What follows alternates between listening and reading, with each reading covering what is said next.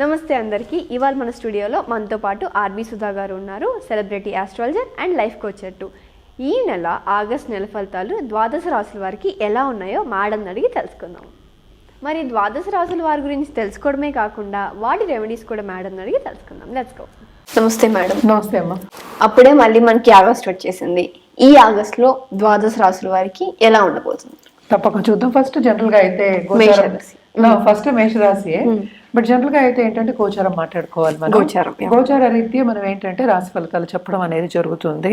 ఇప్పుడు మనం చూసాము అంటే మేషంలో ఏమీ లేదు, అంటే ఏ గ్రహం లేదనమాట. సంచారం ఎక్కడ జరుగుతోంది అంటే వృషభ రాశిలో మనకి మార్స్ సంచారం, at the same time Jupiter సంచారం జరుగుతోంది. అలాగే మీనంలో మనకేమో రాహు సంచారం జరుగుతోంది. మనకి కుంభంలో శని మోస్ట్ ఇంపార్టెంట్. అంటే ఏంటి, కుంభ శని ఉన్నాడు, at the same time retrograde లో ఉన్నాడు, అంటే వక్రించి ఉన్నారనమాట. అలాగే మనం చూసాము అంటే మిథునంలో లేరు, కర్కాటకం నుంచి మనకి బుధుడేమో కిందకి దిగాడు, అంటే ఏంటి లియో సింహానికి దిగి ఉన్నాడు అనమాట. కానీ సన్ సంచారం అక్కడ మనకు కర్కాటక రాశిలో జరుగుతోంది. ఇదే నెల second half of this month మనకి సింహానికి వెళ్తున్నాడు అనమాట. కానీ మోస్ట్ ఇంపార్టెంట్ ఇంకోటి ఏంటంటే ఈ నెలాఖరిని, ఆగస్ట్ నెలాఖరిని మనకి బుధుడు ఉన్నారు కదా, బుధుడేమో రిట్రోగ్రేడ్ అయ్యి మళ్ళీ కర్కాటక రాశికి వెళ్తున్నాడు అనమాట. సో రెండు రిట్రోగ్రేడ్ ప్లానెట్స్ ఉన్నాయి ఇప్పుడు మనకి. ఒకటేమో శని, ఇంకోటేమో మనకి బుధుడు. అలాగే మనం చూసాము అంటే మనకి శుక్ర గ్రహం కూడా మనకి ఎక్కడ ఉందంటే మనకి లియో అంటే సింహంలో ఉందన్నమాట. ఈ నెలాఖరికి కన్యకి వెళ్తోంది. కన్యలో ఎవరున్నారు? కేతు ఉన్నాడు. కేతు వీనస్ కలిసి వస్తున్నాయి అనమాట. ఇవి మేజర్ సంచారాలు ఇవి. ఇవన్నిటిని బట్టి మనం ఏంటంటే ద్వాదశ రాశుల గురించి మాట్లాడుకుంటూ ఉంటాం. సో ఫస్ట్ ఎప్పుడు మనం మాట్లాడుకునేది ఏంటంటే మేషరాశి. సో ఎప్పుడు మనం చెప్పేది ఏంటి, కొన్ని రాసుల వారిగా బాగుంటుంది, కొన్ని రాసుల వారిగా అంతా బాగుంటుంది. కానీ అన్ని మిశ్రమమే, అంటే ఏంటి బ్యాలెన్స్ చేసుకోవాలి, చెప్పుకోవాలన్నమాట. సో ఇప్పుడు మాట్లాడుకుందాం. ఇప్పుడు ఈ ఆగస్ట్ నెలలో తులారాశి వారికి తులారాశి వాళ్ళకి కూడా చాలా బాగుంటుందని చెప్పాలి. ఎందుకంటే సంచారాలు చాలా బాగున్నాయి వాళ్ళకి.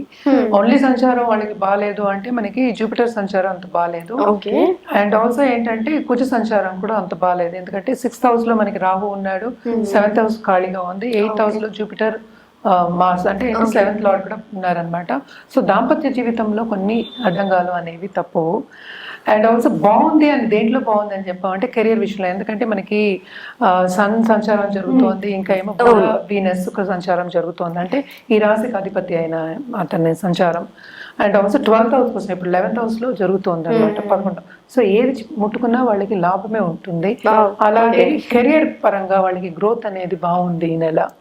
అంటే ఏంటంటే మోస్ట్ ఇంపార్టెంట్ ఏంటంటే వాళ్ళకి రికగ్నిషన్ అనేది వస్తుంది. వాళ్ళకి పేరు అనేది, అంటే శ్రమ పడుతున్నారు, డబ్బు వస్తుంది, పేరు వస్తేనే కదా అందరూ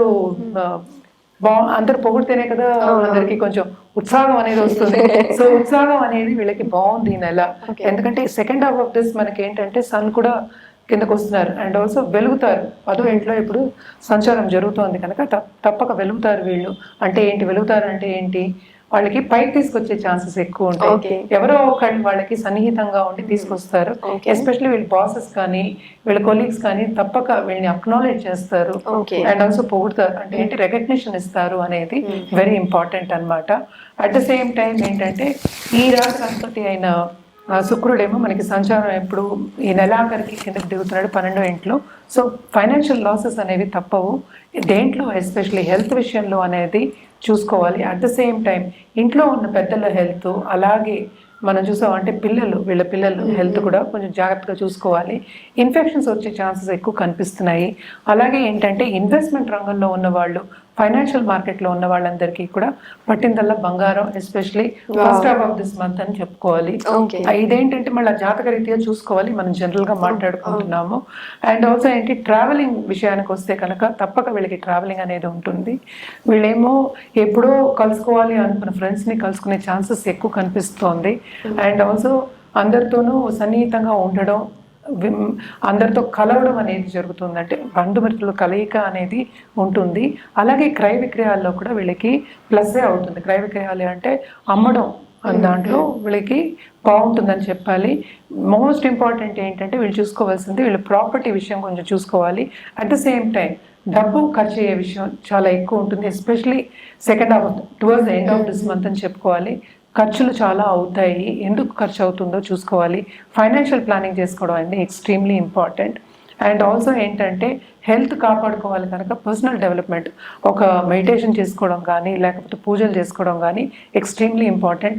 remedial measures also extremely important.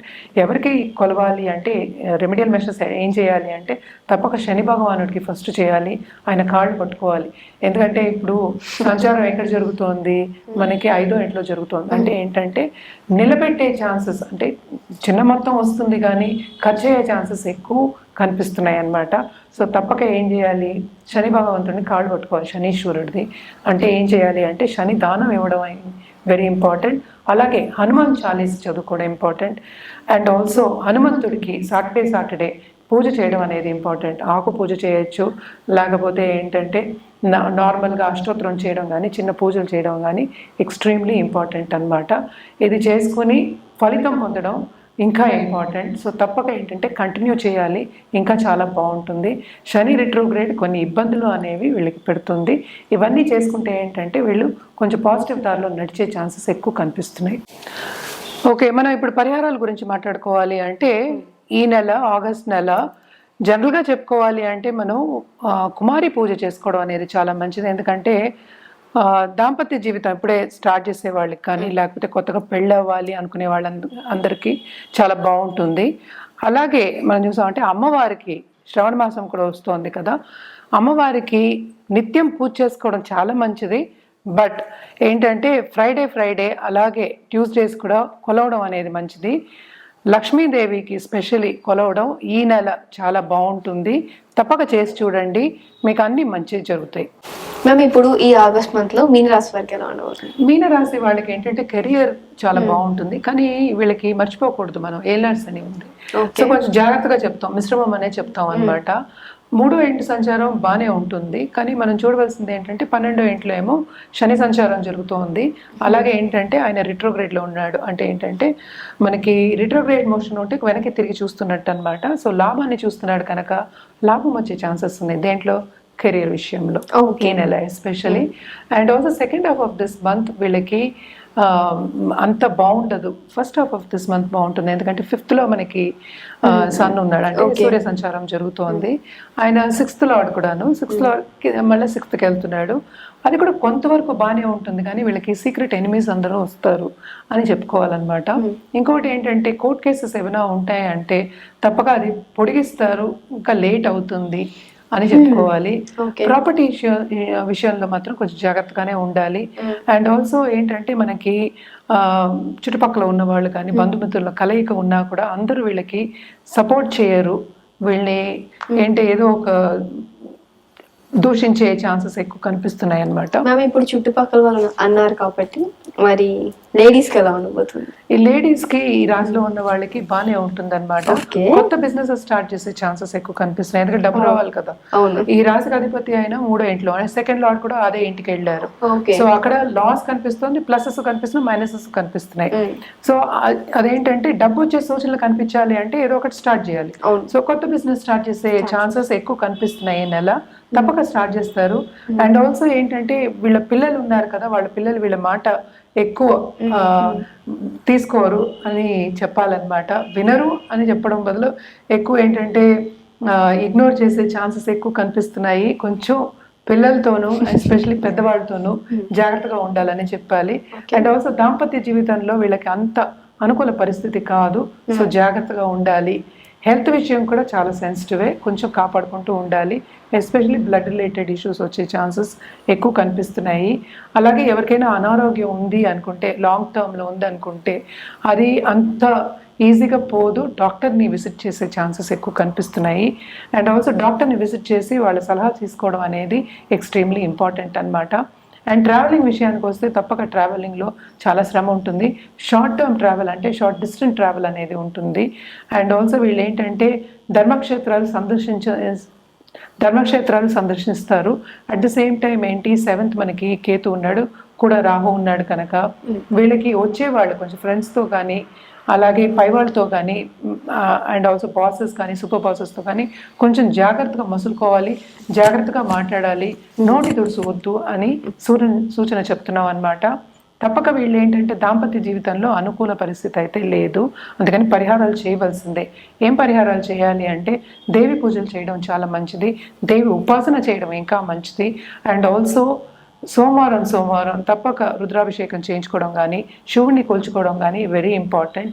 అలాగే మనం చేసినప్పుడు ఏంటంటే ఫ్యామిలీ కింద శివుడు ఫ్యామిలీ ఉంటారు కదా, దేవుడు ఫ్యామిలీలు అంటే ఏంటి, వాళ్ళ ఫ్యామిలీ తోటి గణపతి ప్లస్ కార్తికేయ పార్వతి ప్లస్ శివుడు ఆ పటం పెట్టుకుని చేసుకోవడం, మొత్తం పటం పెట్టుకుని కుటుంబ పటం పెట్టుకుని చేసుకోవడం, ఏదైనా పూజ చేయడం అనేది ఎక్స్ట్రీమ్లీ ఇంపార్టెంట్. ఇది థర్స్డే చేసుకోవచ్చు. అలాగే గురువుని కొలవడం అనేది మంచిది, అది ఏ గురువు అయినా పర్వాలేదు, మీరు ఎవరిని నమ్ముతారో ఆ గురువుని కొలవడం అనేది ఎక్స్ట్రీమ్లీ ఇంపార్టెంట్ అనమాట. ఇవన్నీ చేసి చూడండి, మీకు బాగుంటుంది.